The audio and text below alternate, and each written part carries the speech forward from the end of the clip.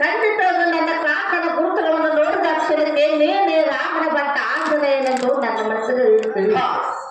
ಅಪ್ಪ ಮಗನೇ, ಇದು ತೆಗೆದುಕೋ. ನನ್ನ ಕಡೆಯಿಂದ ಸೂರ್ಯನ ಕಟ್ಟಿರುವ ಈ ಚೂಡಾಮಣಿಯನ್ನು ಕೊಡಬೇಕು. ಇದನ್ನು ನನ್ನ ಕಾಂತನಿಗೆ ತೋರಿಸಿ ನನ್ನ ಕಾಂತನಿಗೆ ಕೊಟ್ಟು ಒಂದು ತಿಂಗಳೊಳಗಾಗಿ ಬಂದು ನನ್ನ ಕಾಂತವು ನನ್ನನ್ನು ಇಲ್ಲಿಂದ ಕರೆದುಕೊಂಡು ಹೋಗದಿದ್ದರೆ ನಾವು ಪ್ರಾಣತ್ಯಾಗ ಮಾಡಿಕೊಳ್ಳುತ್ತೇನೆ ಎಂದು ಹೇಳಿ ನನ್ನ ಕಾಂತನನ್ನು ಕರೆದುಕೊಂಡು ಹೋಗದೆ ಅಹೋ ಮಾತೆ, ನೀನು ಇಷ್ಟು ಚಿಂತಿಸಿದ ಯಾತಕ್ಕೆ?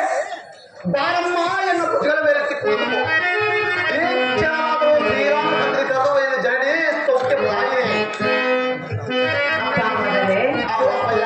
ಇದಕ್ಕಾಗಿ ತಪ್ಪಿಚೇಷ್ಟ ಬುದ್ಧಿ ಎನ್ನುವುದು. ನೀನು ನನ್ನನ್ನು ಹೆಗಲ ಮೇಲೆ ಹೊತ್ತುಕೊಂಡು ಹೋಗುವ ಶಕ್ತಿ ನಿನ್ನಲ್ಲಿದೆಯಾ? ಅದು ನಿನ್ನ ಕೈಯಿಂದ ಆಗಲೇ ಪುತ್ರ ಹತ್ರ ಆಗೋದಮ್ಮಯ್ಯ.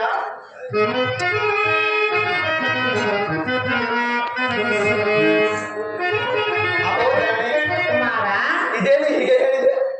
ನನ್ನನ್ನು ಸಾಮಾನ್ಯ ಧಾವನೆಂದು ತಿಳಿಯಬೇಡ. ಶ್ರೀರಾಮ್ ಅಂತಃಕರಣದಿಂದ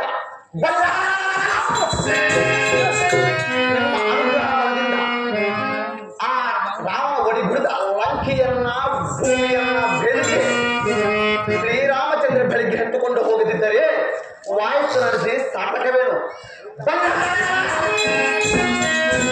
ನಿನ್ನ ಮಗನ ಸಾಹಸವನ್ನು ನೋಡು.